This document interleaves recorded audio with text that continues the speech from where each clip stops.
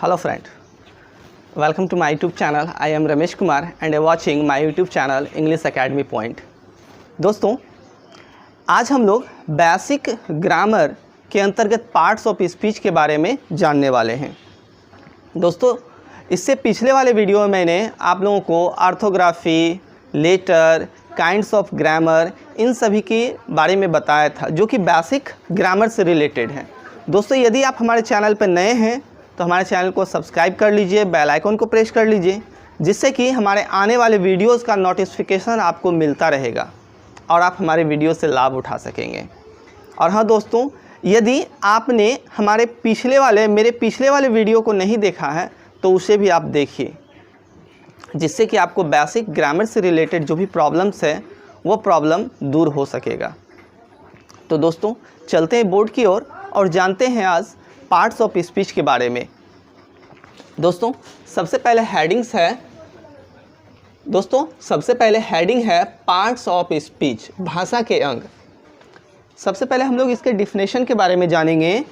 What is part of speech? भाषा के अंग किसे कहते हैं? भाषा के अंग किसे कहते हैं?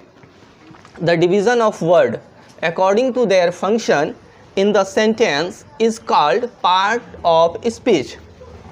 फिर से इसको एक बार देखते हैं दोस्तों। The division of word according to their function in the sentence is called part of speech. अर्थात शब्दों को वाक्यों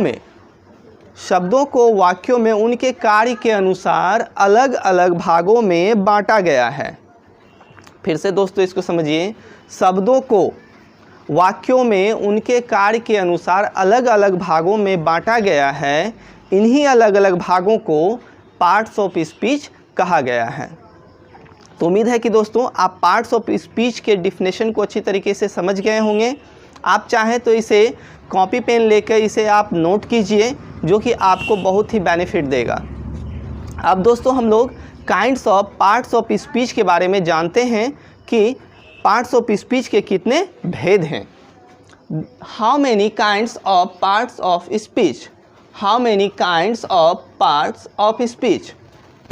पार्ट्स ऑफ स्पीच के कितने भेद हैं? There are 9 kinds of parts of speech.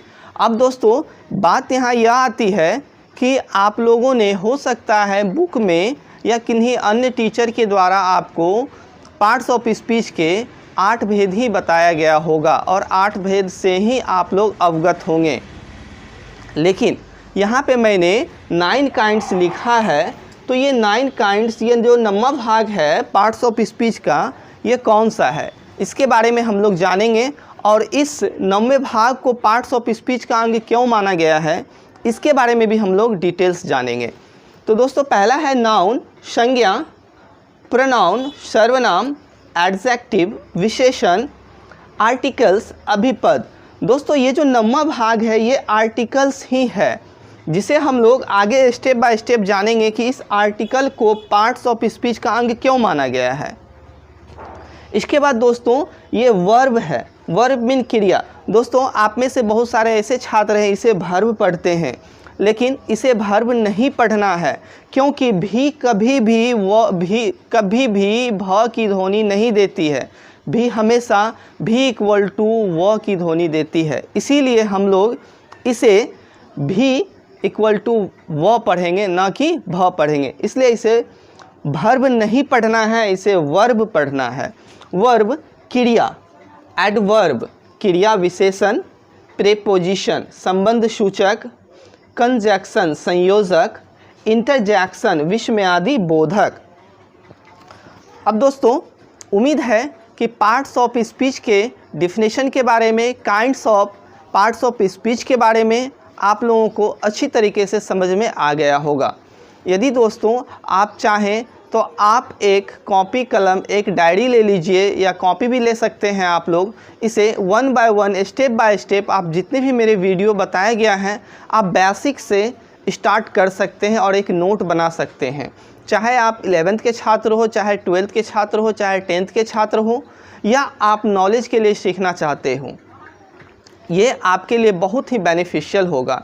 चाहे आप एग्ज़ाम 11th 12th की प्रिपरेशन के लिए आप देख रहे हो तो आपको मैं बता दूं 11th-12th के एग्ज़ाम की कंप्लीट सीरीज़ हमारे चैनल के द्वारा आपको प्रोवाइड कराई जाएगी, जिसे यदि आप लोग हमारे चैनल पे बने रहेंगे तो आप लोग 11th-12th से रिलेटेड जितनी भी जो क्वेश्चंस होते हैं, जितने भी डाउट्स हैं, जितने भी एग्ज़ाम की प्रिपरेशन है, वो सारी तैयारी आपको हमारे यूट्यूब चैनल पे मिल जाएगी।